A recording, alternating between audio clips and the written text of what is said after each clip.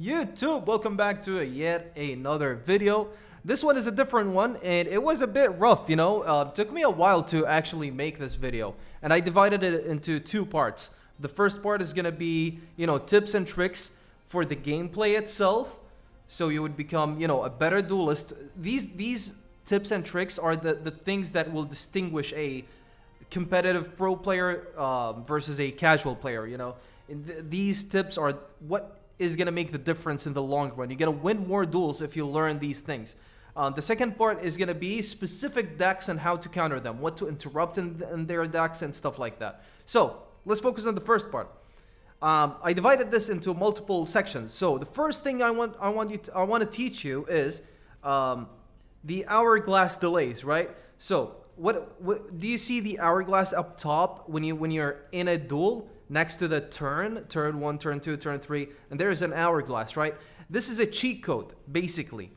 When it flickers, when it lights up, that means your opponent has a play. What does that mean? So, let's say I go first, right? I'm going first. I set up my board, set up my monsters, set up my back row, and pass turn, and keep my toggle on. Keep that in mind. You have to keep your toggle on. We go into the draw phase first, right? The opponent draws. You get your prompts to activate your cards, lance, whatever, chalice, book, whatever you have set up. You click no, you move to the standby phase. If you're toggled on, you're going to move through each phase, right? Draw phase, standby phase, and then the main phase. So, when you switch from draw phase to standby and standby to main, if there is a flicker, that means your opponent has a quick play card. And what are the quick play cards that are relevant, super relevant in this current meta? Well, Book of Money, Lance, and Chalice. And I would say Chalice is a bit less of it, depending on the character you're facing. More than likely, it's going to be Book or Lance. I doubt it being MST or Cyclone. These cards have been dropped after the WCS. Like, not many people play back row removal anymore, I feel. So, you know that your opponent has in hand a Book and Lance. So, you play your cards accordingly so you don't waste resources. Now, I would like to explain this, but I'll let my experience explain it to you. So, move to the duel.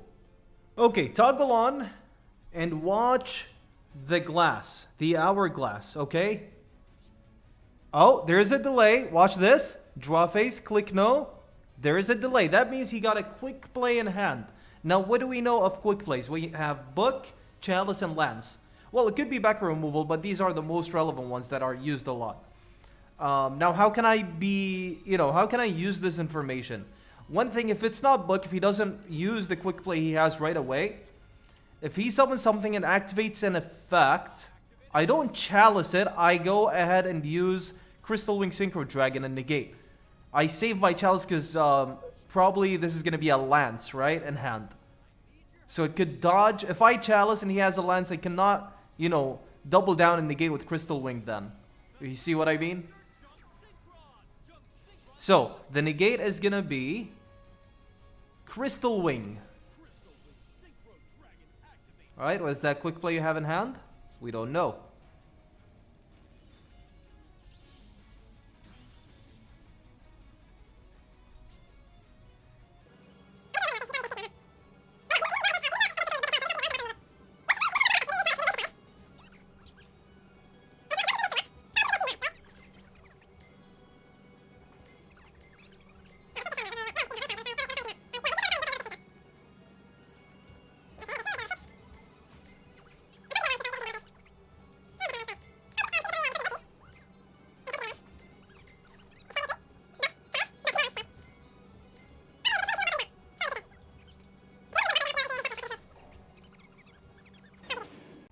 Alrighty, now that we are checking his deck list after the duel, we know it was either Lance or Book, and we could honestly say for 100% it was a Lance. So, in that game, if we used Chalice, he could have chained Lance to his monster, which was the Junk Synchron, and we couldn't do anything about it, and he will resolve his effect and summon and go for Synchro Summoning. I think we had a Book, so it didn't matter anyways, but at the end of the day, we did not waste a Chalice, because we knew how to read the cards. We knew how to read the hourglass and delays. Saving resources and keeping them for the grind game is always, one of the winning factors if the game goes long, right? So that is one of the benefits of the Hourglass. Now, here is how to use this Hourglass to your advantage. Always keep the toggle on when you're ending your turn, right? You have 3 back row, all of which are activatable. So let's end our turn. Check the Hourglass, okay? Check the Hourglass. Not now. Let him draw first. I got activation prompt. Check this Hourglass. If I click no, his Hourglass is not lighting up. That means he got no quick plays in hand. Dot. That's it. You know for a fact he does not have a quick play in hand. Alrighty, now that we are done with that part, you've seen how the Hourglass helps us. There are many other ways this Hourglass thing helps us in. So, another scenario. You're going first. I put specific cards here to talk about because these are the cards that are most relevant in the Hourglass and delays, right? So let's say you go first again. And right off the bat, nothing happened. The clock flickers. What does that mean? Well, it could mean that the opponent has Lancia, or your opponent is playing Orsarctics. One of two things. In the past, it was Thunder Dragon Dark that activates in hand, but nobody plays Thunder Dragon. So it will be either Lancia or Orsarctic. If the opponent sees you actually playing a card that banishes and does not activate Lancia, you know you're facing Orsarctics, and so you build your board based on that. If you're playing a deck that can banish stuff, well, you know there's a potential of a Lancia, so you try your best to play around that as well. So these are two cards that show delay, show the Hourglass flicker at the very beginning. If there is no monsters on the field, no back row, no cards in the grave, 0. Now let's say you are playing your turn, and the single moment a card from your field goes to the graveyard and there is a delay. Well, guess what it is? There's only one card that has a delay when you have a card in the grave. DD Crow. Read the delays. Be mindful of the delays. Now, some people can toggle off and not show you the delays, but the Hourglass still flickers instantly. Like, for an instant, for a tiny instant, it glows up and flickers for a moment, right? So you gotta keep an eye on that. So even if your opponent is toggled off, you can still read the delays. The pro players will try to hide their delays. They're gonna toggle off, but you can catch them if you're focused on the glass. It's gonna flicker a tiny bit and glow, right? It's gonna be yellow. You know there's a card activatable in your opponent's hand. So now we're done with DD Crow. The moment a card hits the grave, there is a delay. You know it's DD Crow, so you play around that. Another case is the moment you summon 3 monsters. If you play your turn, no delays at all. The moment you summon your 3rd monster, there is a flicker. You know it's Trith. Now, Trith doesn't have much, there isn't much you can do about it, but it's good to know what your opponent has so you can set up accordingly. Another card that would activate on your turn 1, the moment you special summon, you're going to get a delay if your opponent has a Chaos Hunter. So if your opponent has no delays, the moment you special summon, he has a delay, it's Chaos Hunter. Sometimes they're not going to summon. You're going to summon again, special summon again, you get the delay again, you are sure this is Chaos Hunter, right? So that's another way, or another card to learn from the Hourglass delays. What other stuff we can do? Now, we can move on to go second scenarios, or, an ongoing turn 3, 4, 5 duel. So we have these nice cards. Warning Point, of course, I'm only putting one copy of a genre of cards. Warning Point is aligned with Trap Holes, all of the Trap Holes, Floodgate, Bottomless, and so on. It's a card that activates on summon. So, let's say you have a monster on the field, right? Your opponent has 2 monsters and a back row. There is no delay. You drew your card, there is no flicker, no delay. And the opponent has 1 back row.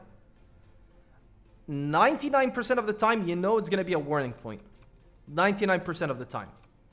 It could be Needle Sealing. You summon the 4th card and you get obliterated. But 99% of the time, you have to deal with a Warning Point. And you got to keep that in mind so you can play around it. Sometimes a Warning Point is a killer to a deck. It just ends your turn. So that's how you catch delays. So Yeah, you have a monster. You know if the opponent card is activatable, like a book, lance, chalice, crackdown, any of these cards, your hourglass is gonna flicker if you have a monster on the field. But if none of them flickers, that means your opponent has a warning point.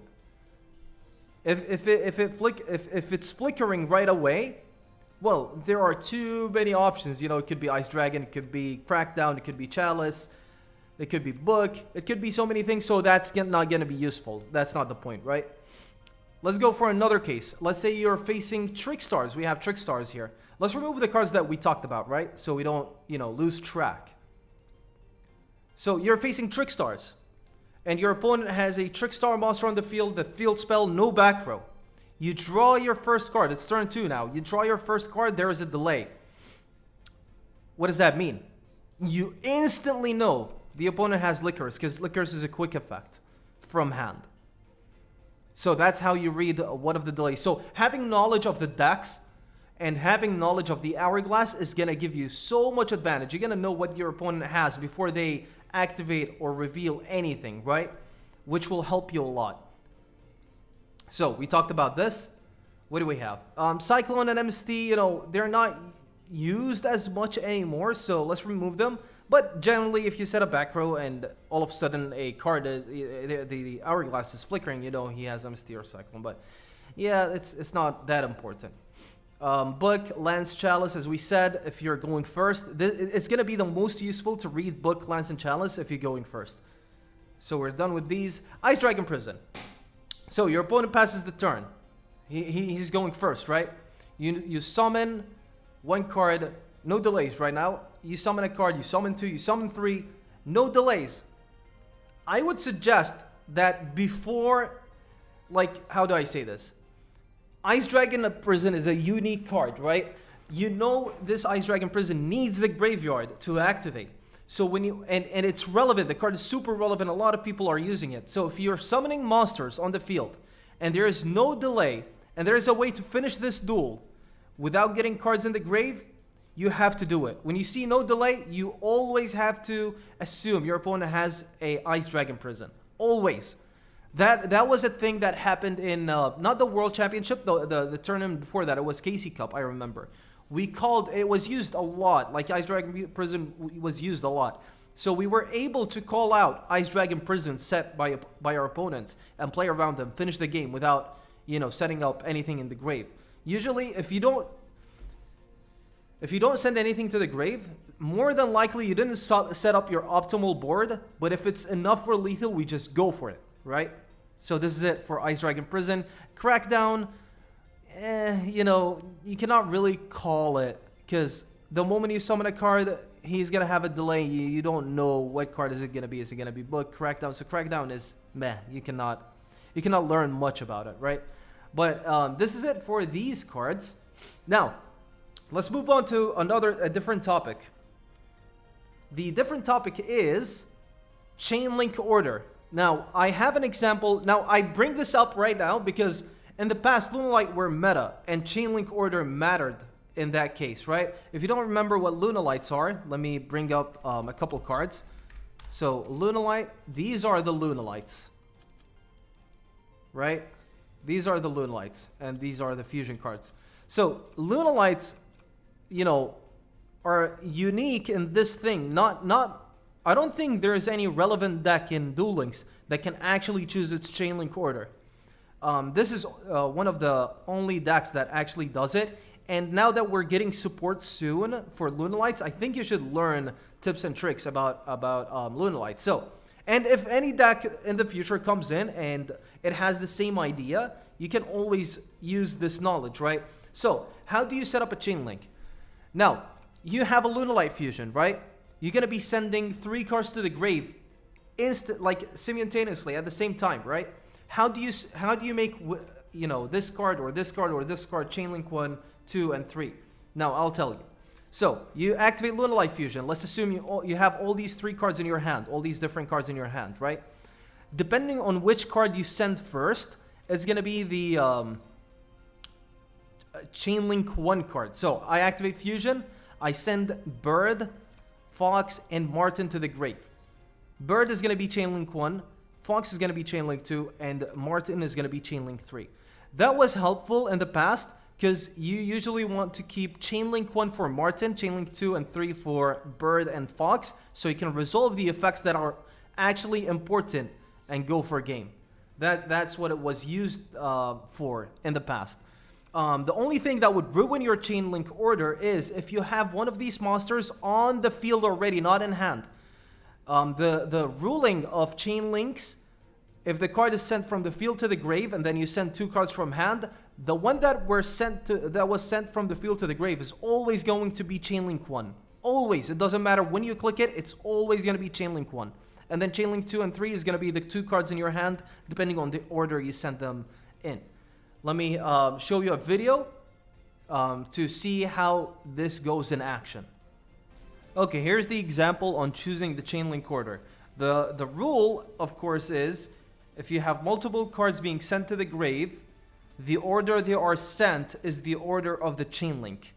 What defies the rules is monsters on the field. So if you decide to send this card from the field to the grave and 2 other cards from your hand, this will always be chain link 1. But if you only send cards from your hand, let's say I want to summon Saber Dancer, right? I want chain link 1 Martin.